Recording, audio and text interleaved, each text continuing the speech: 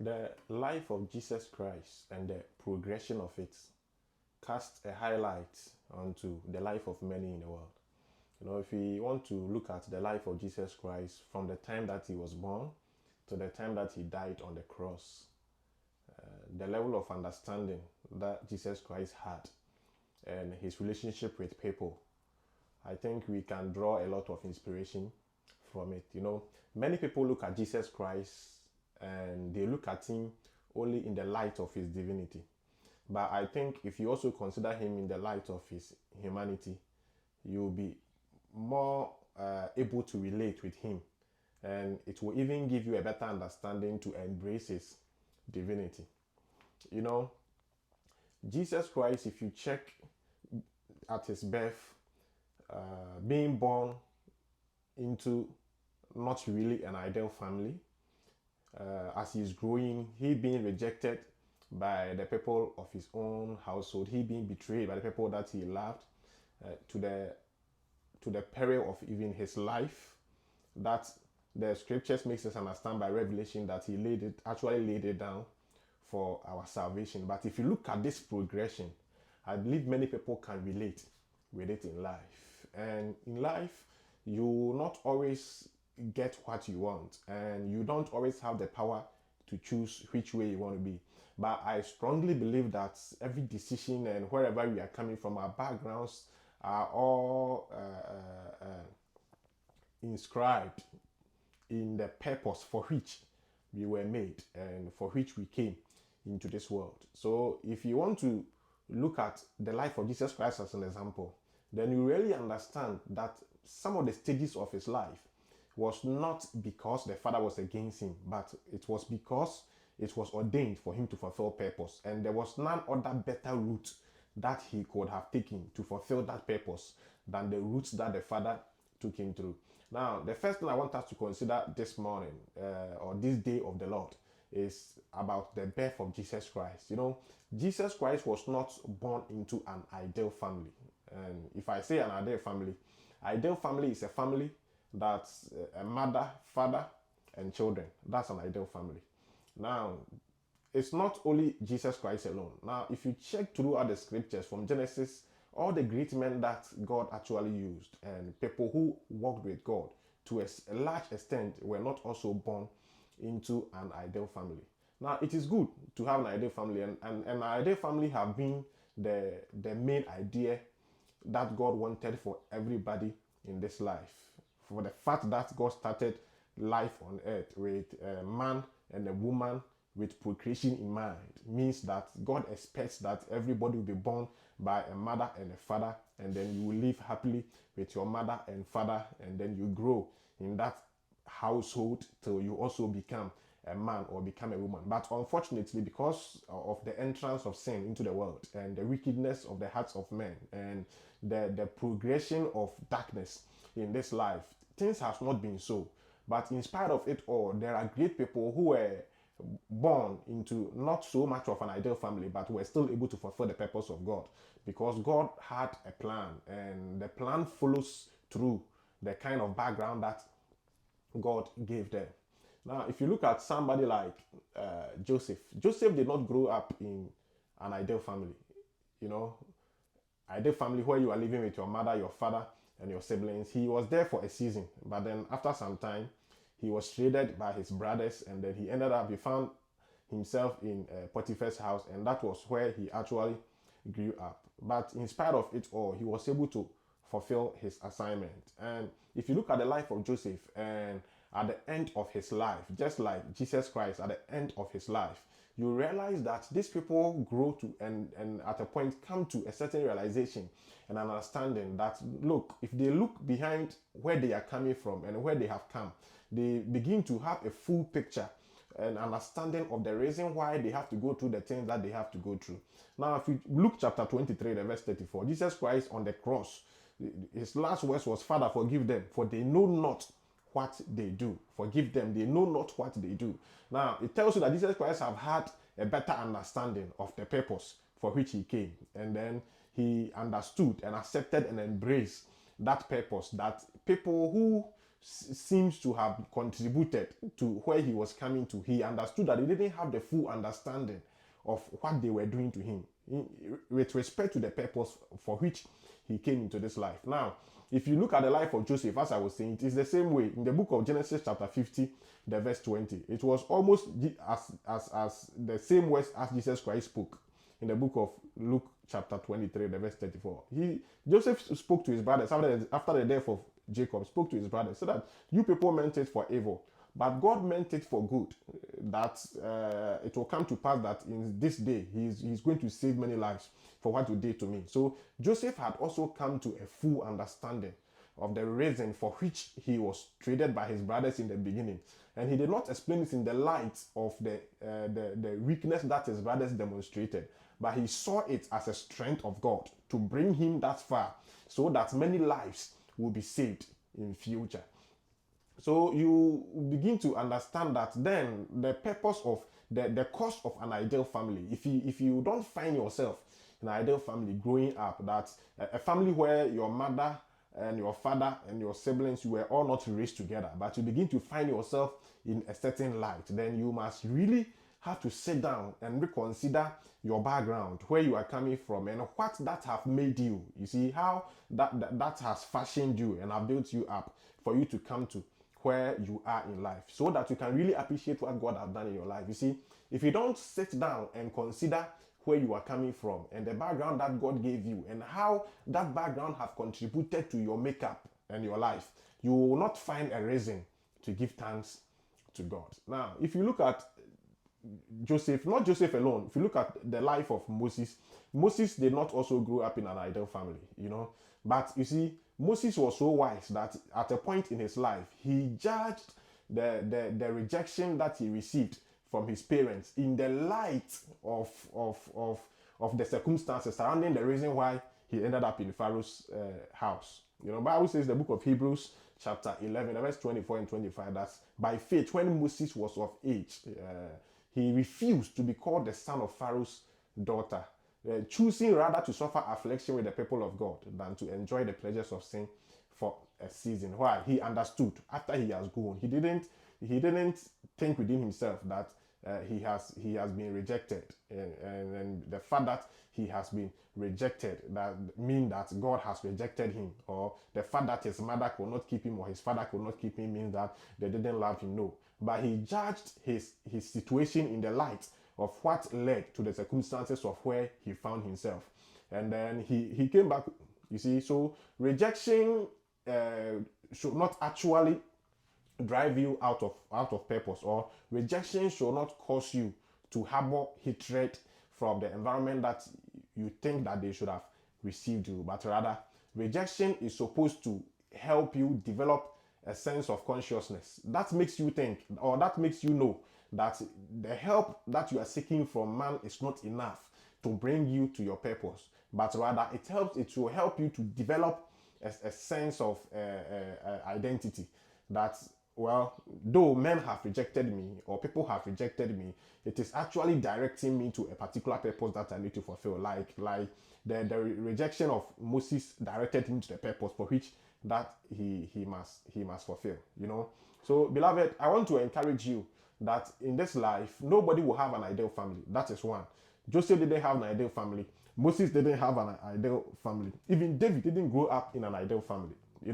David was raised as a shepherd boy, and the reason being that he was born by a different mother, and he was kept in the desert. But amazingly, David, when growing up, did not harbor any hatred for his mother or his father, or because why? He came to understand that the purpose for the reason why he had to be born in that particular circumstance that he found himself was to help him to be able to build a good relationship with God, to build a solid relationship with God.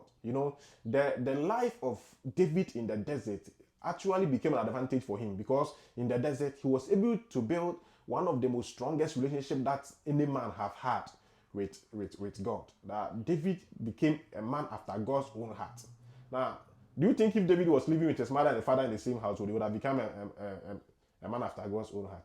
I don't really think so. But it's because he was secluded, he was left alone in the desert. It gave him an opportunity for him to develop a good relationship with God, casting his eyes on God alone and knowing that his help can only come from God, but not from his brothers or his father or his mother from somewhere. Now, if you look at the life of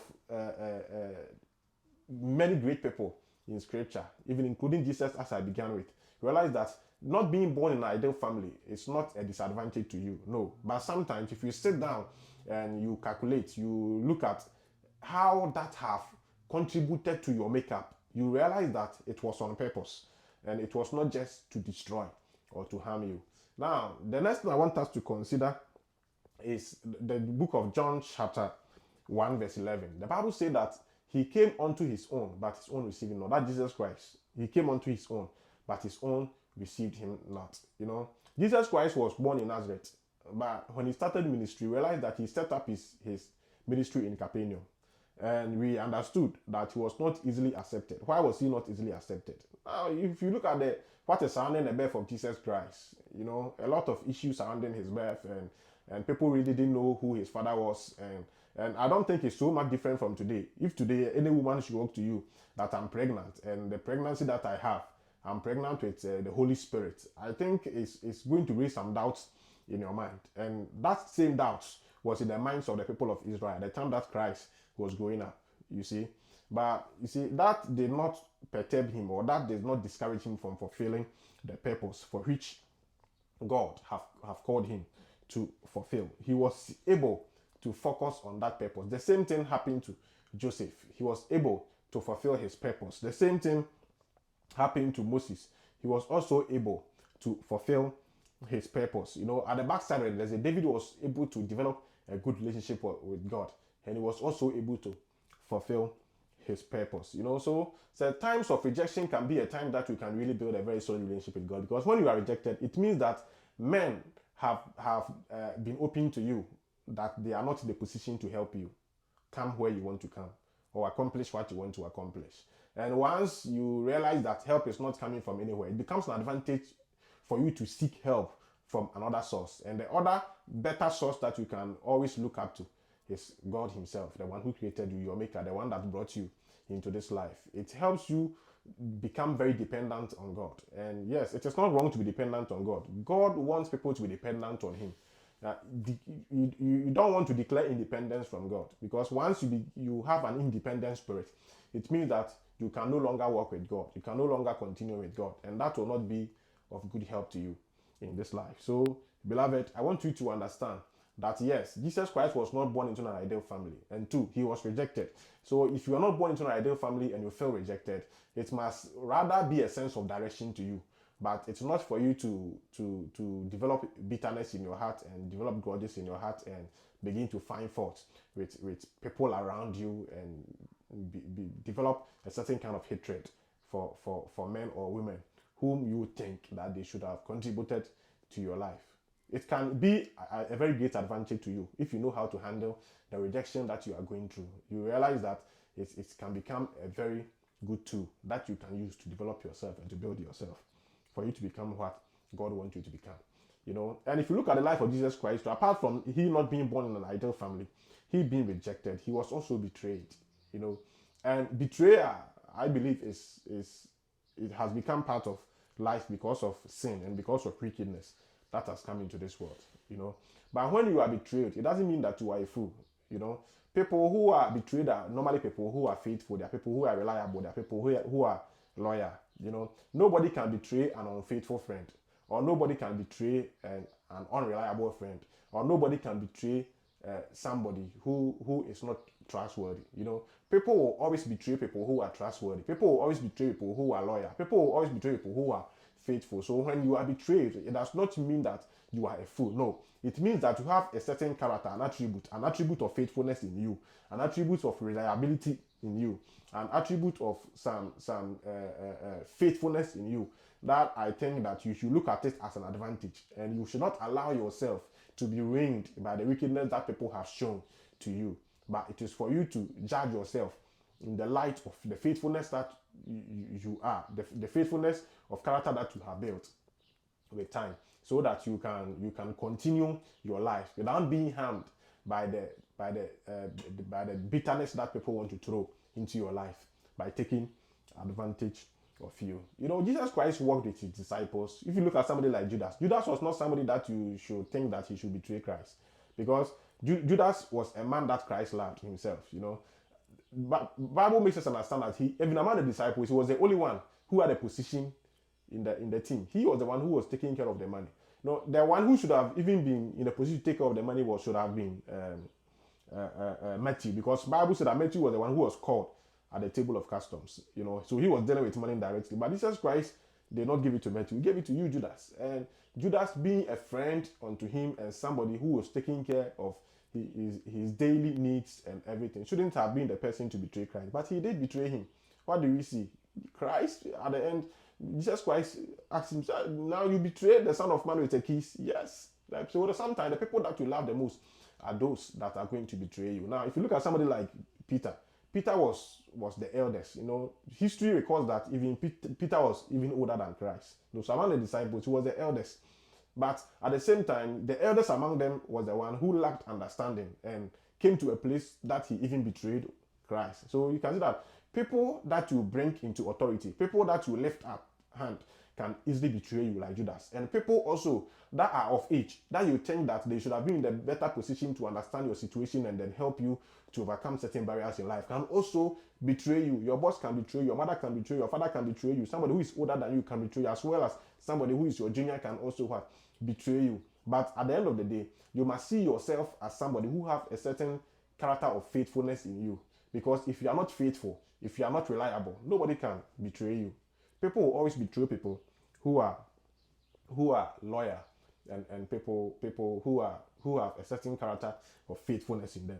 So I want to encourage you that when you are betrayed, don't harbor bitterness in you, but let it give you direction in life. Let it speak to you in life. Let it help you make a firm decision that can help you progress in life. You know, Jesus Christ was betrayed, yes, but his betrayal did not define him.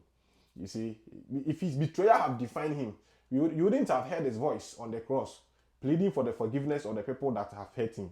You know, on the cross, his prayer was, Father, forgive them, for they know not what they do. Why? Because Jesus Christ have come to the full understanding of the purpose for which he came to this earth. And he knew that where he was hanging was on purpose. You see, so it was easy for him to forgive those people. So in the same way, when you have come of age and you begin to understand and know that where you are is on purpose, then it is not for you to destroy the people that you think they hurt you, but rather it is for you to embrace them, or it is for you to go back home and become relevant at home. When Moses saw that he didn't belong there, Bible says that he chose to suffer affliction with the people of God than to enjoy the pleasures of sin for what? A season. So if you were left in the streets by your mother, you were left in the streets by your father, if you were not taken care of by your parents, now that you have come of age, just like Moses, you'll be able to go back home. You see why? Because you come to the full understanding that some of the things that you went through actually became an advantage and have built you and have made you who you are. You know, there are people, I've seen a lot of great men share testimonies about how they were rejected by their parents and how they grew up by the hand of a single parent, and how they have been disadvantaged in life, and yes, they have become very successful in life. And most of them, if you sit down and you talk to them, realize that probably if they have had the advantage that they think they should have had when they were children, they wouldn't have come how far they have come. You know, they took their life into their own hands, they sought the face of God, they worked hard, they made sure that they will progress, they work on themselves, because they knew that help is coming from nowhere. They were able to build their life and build it well. So it's very important for you to know that betrayal doesn't mean that you are a fool. Being betrayed doesn't mean that you have got it wrong at all. No, it can also mean that you are faithful, you are reliable. If you can channel that energy into something that you want to fulfill in life, it will be easy for you to fulfill it. And I pray for you that God will give you that strength for you to understand the purpose for which you find yourself where you found yourself, and for you to come to the full knowledge of the reason why you have to go through that path. If you come to this knowledge, you'll be able to advance in life. Now, the next thing is that Jesus became a public enemy. And it's a sad story when you consider the life of Jesus, because see, Jesus became a public money, a public enemy, not because of what he has done, but it was because of who he was. Jesus was crucified because of his identity, because he said he's the Son of God. So it's one of the most illegal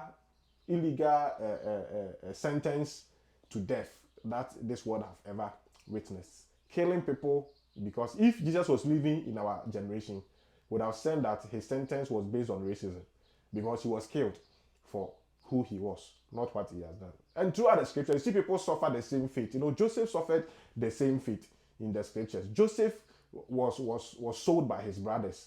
One, because he was loved by his father. And it was not his choice to be loved by his father. You see, it was his father's decision to love him. But he was sold by his brother because he was loved by his father. And the second thing was that he was sold because of his dreams. You see, your dreams define you. Your dreams is your purpose. Your dreams is what you want to achieve in life. Because of his dreams, his brothers became envious of him, and then they have to sell him out. In Genesis chapter 37, verse 20, his brother says that let us kill him, let us throw him into a pit, and let us go and tell our father that a strange animal have devoured him. Then we shall see what shall become of his dreams. You see, so the reason why Joseph was sold was that they didn't want his dreams to come to pass. They didn't want him to live, to see the purpose for which God have made him. And many people have suffered the same fate throughout scriptures, not Joseph alone, you see.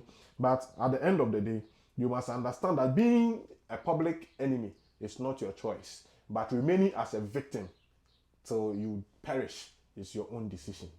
You see. Now, one of the things that you should know, see, whenever you see a seed, seeds don't fall into soils themselves. It's people that place them there. You see. Now, when a seed falls into the ground, seeds don't germinate by receiving help from other people. They germinate by themselves. Are you getting it? So you'll be placed there by somebody, but the ability for you to come out from that situation depends on you.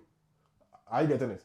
So you have to understand that if you are a good seed, you'll be placed there in the soil by somebody, but in the midst of the soil, you have to take advantage of the nutrients in the soil and germinate and come out by yourself. I have not seen a farmer who is helping the seed to grow before, but I have seen farmers who are casting seeds into soils before. And God is an husbandman. God is a farmer too. God have the farming mentality. God understands what we call seed time and harvest time. So God can position you in a place. Are you getting it? But it is for you to take advantage of that environment and develop and grow by yourself. So God will always lead you to somewhere, or even enemies, whoever can position you somewhere. But it is for you to take advantage of where they have placed you, so that you can come out alive. You can come out. You see. Now, if you don't understand these things, you can't speak like Jesus spoke in the book of Luke, chapter 23. So the Father, forgive them; they know not what they are doing. You see, until you come to a full understanding of your purpose, until you come to the full understanding of the reason why you needed to go to the background that you are coming from, you cannot forgive the people who hurt you along the line, or the people that you think that they have been of hurt to you along the line. Probably it was an advantage to you, so that you can seek the face of God, so that you can become a friend of God, so that you can get closer to God, so that God can really work on you and bring you to the place that He wants you to be for a lifetime happiness. So you see, some of the background that you are coming from, it's not for us to hate our families, no. It's not for us to ridicule our parents, no. It's not for us to think within ourselves that God hates us, no. But when we put all together, when we sum them up all together, we begin to understand that it was on purpose. It was for us to bring us this far. And I believe you are going to take advantage of this privilege from this day. You must demonstrate strength by preventing people from suffering the same fate that you suffered when you were coming through that path. And sometimes that's the reason why God took you through that path. And secondly, you can also demonstrate strength by guiding people out of the challenges that you faced when you went through that same troubles that you see people facing. So, beloved, I want you to understand that if you sum the life of Jesus Christ up at his birth, he was not born into an ideal family. As he was growing, he was rejected by his own family and his own people. And as he found solace in the group that he formed, that he wanted to fulfill purpose with them, in that group, he was betrayed 2 times, you see. And then after that, he was hung upon the cross. But on the cross, he understood his assignment. You know, the Bible says in the book of Hebrews chapter 7, the Bible says in the book of Hebrews chapter 7 that Jesus Christ ever lives to make intercession for us. Why is he able to make intercession for us? He's able to make intercession because he have understood, not only by revelation, but by experience, that in this life, people go through the things they go through because of purpose. So God can easily forgive you. So sometimes where you have been and where you have passed through, it is not for God to reject you, but it is on purpose for God to what? Deliver you. I want you to gather the courage wherever you are and to go to God, seek the face of God, and then seek the favor of God, and then pray unto God. God will answer you. God will hear you, and you'll be reconnected back to the roots where you are coming from. Having full understanding will help you to become a better person. You only give God thanks, and you only bless the name of the Lord. As Joseph said, that you meant it for evil, but God meant it for good. So Joseph was cast into a pit. Joseph was sold to the Ishmaelites. Joseph ended up in Potiphar's house. Joseph was lied upon on Potiphar's house. Joseph was cast into prison. But when Joseph understood at the end of time, he said that all these things that I have been through, all of them, God meant it for good. So if you can reconsider your past, if you can consider where you are coming from, and you can sum it all together, you understand that God meant it for good. It was not for your distraction. That's why you must let go of the people that have hurt you in your previous life, in the past. You must let go of them, because you see, all those things that they did was on purpose. You see, God had a plan. You see, God had a plan to bring you to a place where by you many lives will be saved, whereby you many lives will be transformed, whereby you a generation will get to know of his goodness. So let God help you develop a merciful heart. You know, Jesus Christ developed a merciful heart because not only because of divinity, but because of his humanity. He has been like us before. Bible says he was tempted like us. You see, he has been like us before. That makes him more merciful. You see, so when you've gone through challenges in life, experiences in life, it should rather make you more merciful. You see, by reason of where you have been, by reason of where you have stepped, by reason of the environment that you were raised, it should rather make you more merciful. It shouldn't harden you. It shouldn't make you have a hardened heart.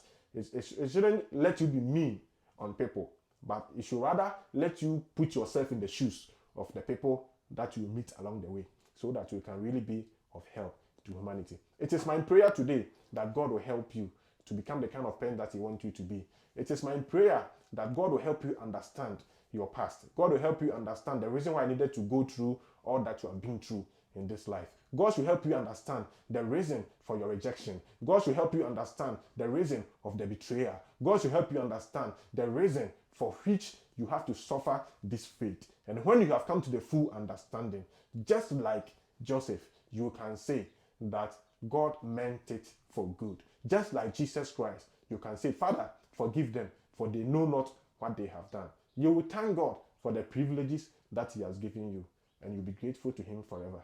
In Jesus' mighty name, God bless you.